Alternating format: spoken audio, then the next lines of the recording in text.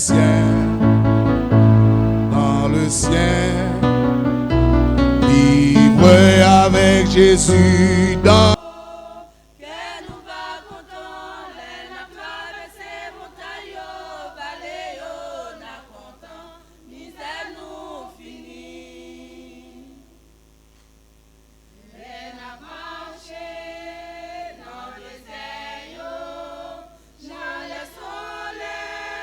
la mort est impitoyable. Ces deux anecdotes enseignent l'inexorabilité de la mort. Elle est donc un ennemi redoutable pour nous tous.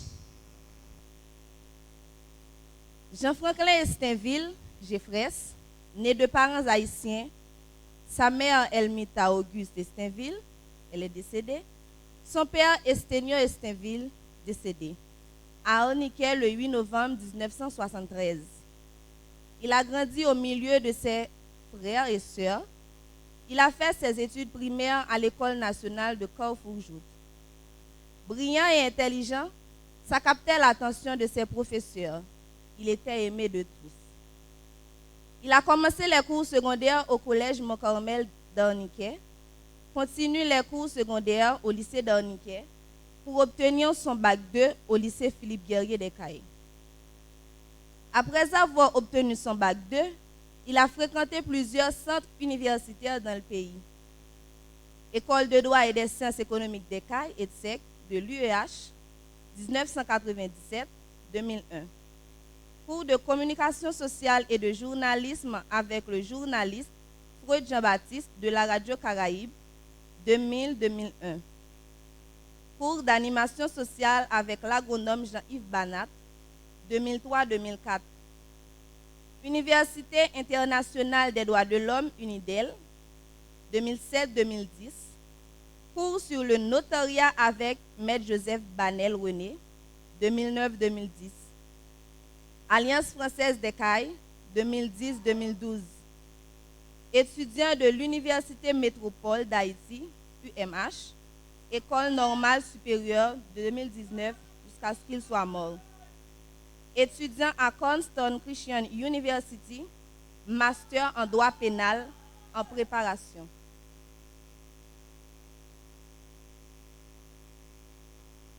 Maître Jean-Franklin Estinville, ancien co-directeur et titulaire de l'école évangélique de Valère, Torbec, ancien professeur de français et de sciences sociales au collège Frédéric Marcelin de Mao à Torbec, Notre-Dame du Mont-Carmel d'Orniquet, évangélique baptiste d'Orniquet, le Bon Samaritain d'Orniquet, Saint-François de Valère, lycée d'Orniquet sur contrat 2003-2004.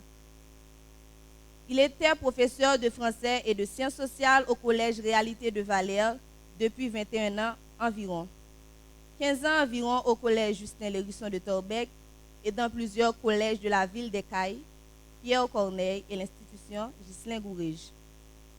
Maître Estinville détenait un diplôme de licence en sciences juridiques, une licence en droit international, notamment droits humains, et une licence en langue française. Il participait également à de nombreux séminaires dans les domaines variés du français et des sciences sociales. Il maîtrisait le français dans toutes ses facettes et comprenait un peu l'anglais et l'espagnol. Maître Estinville préparait une maîtrise en droit pénal à Cornerstone Christian University aux États-Unis. Dès les années 2000, il s'est marié à la dame Chérizier Rosiona. La même année, ils ont donné naissance à leur premier enfant, moi qui suis en train de vous parler. 2 ans plus tard, ils ont donné naissance à leur deuxième enfant, Franck. Maître Estinville a passé sa vie entière à s'occuper de sa famille. Il nous aimait tous. Tout ce qui lui appartenait ainsi qu'à nous. Il a fait de sa famille sa priorité. Malgré les différentes difficultés rencontrées au cours de sa vie, ça ne l'empêchait de donner à ses enfants une éducation hors pair. Il était un passionné du football et de la musique compas. Sa sélection préférée, c'est la France et son club Barcelone. Ses groupes préférés, Tropicana, Septentrional, Phantoms, New Look, System Band. Il écoutait aussi du reggae, Bob Marley et Lucky Dube. Parmi les musiques qu'il écoutait et chantait assez souvent, on trouve Cobaye, L'amour belle, Décidéo de Tropicana. Comment c'est sous plus grand rive dans pipiti, nous avons pour demander l'argent, les garder nous et puis les demander dis good à bon si moun na yo. Et puis nous demander qui ça dit good ka acheter pas. Laisse ça pour lui prendre raconter nous importance dit good te gagné dans époque lui même il t'a grandi.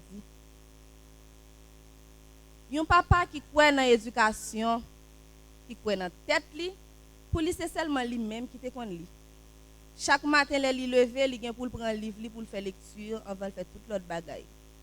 Les soirs avant de dormir, c'est dernier bagaille pour le faire, même si pas ta gen courant, la plutôt prend flash téléphone. C'est toujours nous-mêmes qui pouvons retirer le livre côté il dormi prendre. Chaque fois il sorti, faut qu'il entre avec un grand livre pour pipiti parce qu'il était tout en dit nos connaissances à richesse, c'est dans le livre Yoshita. Il pas de l'argent, mais il était un qui riche parce qu'il était chargé de connaissances.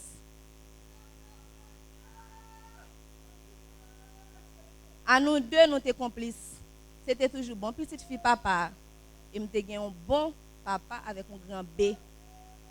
Nous étions attachés en pile, nous étions même en pile, et moi-même tout, nous étions remèl et m'a toujours été remèl. Tout le temps, nous avons fait discussion qui est-ce qui a acheté la machine avant l'autre, juste pour me booster avec le projet que nous avons gagné. Pendant que nous étions au prince, c'est chaque jour que nous avons parlé dans le téléphone. Chaque soir, avant mal dormir, il vient pour le dire. Docteur papa, pas oublier prier avant dormir et puis chaque jour avant sortir et puis songer que papa remet en pile. Était qu'une préparation à la mort. Soit, on dit, la mort est spirituelle, la mort physique et la mort éternelle. Toute la vie de l'homme n'est qu'une préparation à la mort. Le psalmiste nous dit dans le psaume 89, verset 49, y a-t-il un homme qui puisse vivre et ne pas voir la mort? Y a-t-il un homme qui puisse sauver son âme du séjour des morts? Y a-t-il un homme? La mort, un passage obligé. Quelqu'un eut à dire que la mort, c'est un rendez-vous qu'aucun homme, qu'aucune femme ne peut renvoyer ou ignorer. La mort, c'est un rendez-vous qu'aucun homme, qu'aucune femme ne peut renvoyer ou ignorer.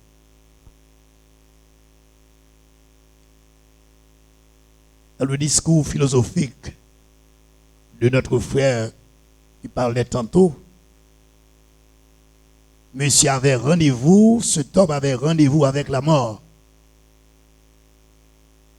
Monsieur tellement fait bon sacrifice, il a payé un ticket d'avion pour essayer d'échapper de la mort, pour fuir la mort. Mais quel que soit côté où aller, on va rencontrer parce que c'est un rendez-vous. Doué d'une puissance de travail remarquable, passionnément épris de ses fonctions et professions, il fut pour tous ses pairs un collaborateur remarquable, d'un dévouement à toute épreuve. Il a eu à lutter contre les difficultés de l'existence, à travailler pour le bonheur et la distribution d'une saine et impartiale justice, et son courage n'a jamais fléchi. Mais il a compris et préconisé le sérieux, cherchant à en faire apprécier les avantages du professionnalisme d'un magistrat honnête, digne, loyal, crédible, comme il les appréciait lui-même. La place que Maître Estainville avait prise parmi les serviteurs passionnés du pays se mesure au regret unanime qu'il laisse dans leur cœur. Elle se mesure au témoignage de profondes sympathies qui vont de toutes parts vers ceux dont l'affection reste à jamais meurtrie. C'est dans ses fonctions de magistrat qu'il donna enfin la mesure de sa valeur réelle, apportant dans son service un zèle et une application exemplaire. Famille endeuillée, chère assistance. Ce matin, je viens au nom de tout le personnel du cabinet Esterville et Associés pour dire un adieu, un dernier adieu à notre frère, Maître Jean-Franklin Esterville, qu'une mort véritablement foudroyante vient d'enlever de l'affection de ses collègues. Pour certains, Maître Jean-Franklin Esterville était une simple connaissance, un ami. Pour d'autres, un collègue, un frère, un mari aimant, un collaborateur. Pour nous autres du cabinet Esterville et Associés, Maître Jean-Franklin Esterville était un fils authentique de cette institution. Il a acquis de la maturité et il a grandi dans cette grande école de pratique du droit, là où il a appris et a accumulé un ensemble d'expériences qui lui ont permis par la suite d'intégrer la magistrature haïtienne, plus précisément au niveau du parquet. C'était en 2009, à l'église de Dieu de Valère à l'époque. Et j'enterrais ma mère. Elle avait 63 ans. 63 ans, c'était jeune pour mourir. Mais il y avait quand même une logique. Parce que c'est les fils, c'est les filles qui enterraient leur mère. En 2015, mon papa, à l'époque, 77 ans, presque robuste, encore des filles et des fils qui enterraient leur mère, il y a encore de logique. Avoir 58 mois aujourd'hui, moi-même, et mon jeune frère, 48 ans, ça ne me prend aucune logique. Ça se dérange.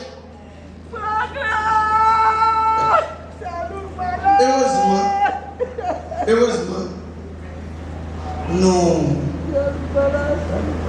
nous avons donc dans nos mains un bon rapport.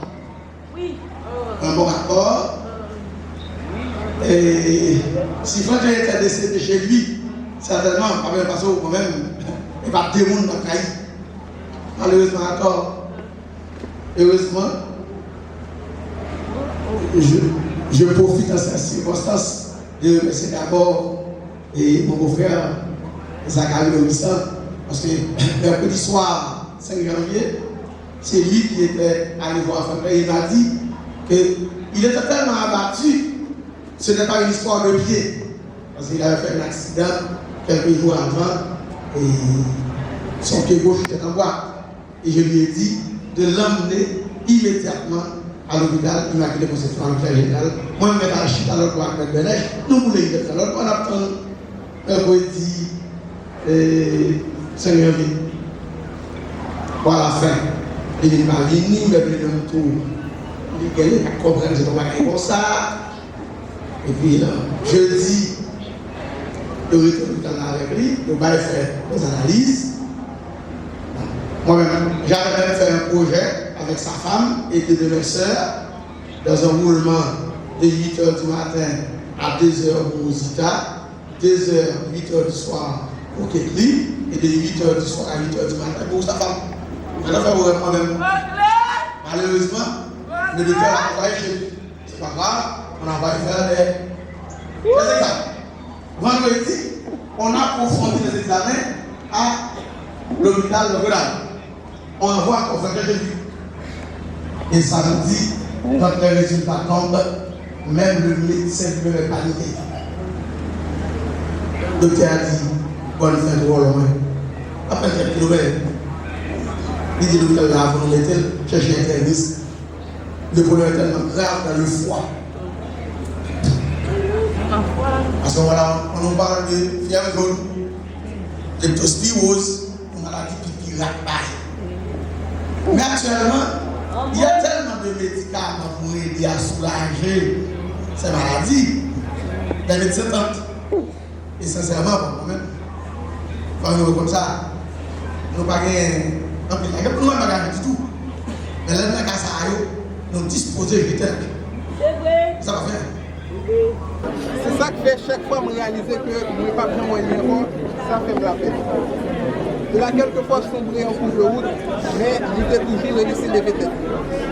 Il a une philosophie, une vision différente de toute notre région. C'est ça qui te fait voter l'ensemble avec particularité. C'est toute beauté la caille. Si on a besoin de rappeler le maître Franklin, le maître juste garder. Parce que tout le temps il a dit ça, moi semblé avec la vie. Qui vit bien, meurt bien. Je dois souligner aussi que notre trésor ne se trouve pas dans la contingence des choses qui passent. Notre trésor est dans le ciel. Dieu est le but de notre image, ce qui entraîne une profonde et solide union dans la vérité. Un autre souvenir qui me revient est le suivant. Il est bon de regarder, le frère aime vivre avec ce que Dieu nous donne dans ce monde concret pour la pratique de notre foi. Jean-Franklin meurt en nous laissant son témoignage.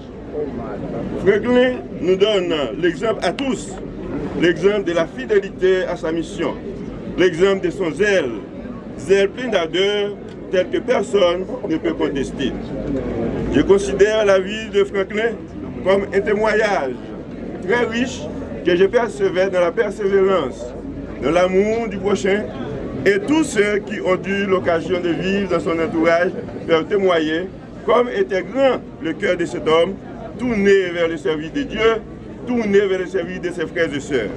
Quand il était devenu magistrat, eh bien, substitut commissaire du gouvernement au parquet près le tribunal de première instance d'Aquin, moi j'étais déjà dans la magistrature et on avait collaboré et on s'est rencontrés dans nos revendications au niveau du COMAD, du collectif des magistrats de Bout d'Haïti. Et là, c'était un conseiller, quelqu'un qui était là pour donner toujours des principes de prudence, des conseils salutaires, et bien pour montrer comment il faut cheminer et dans certaines situations avec beaucoup de dextérité. La vie n'est pas seulement quelque chose qui se termine avec la mort.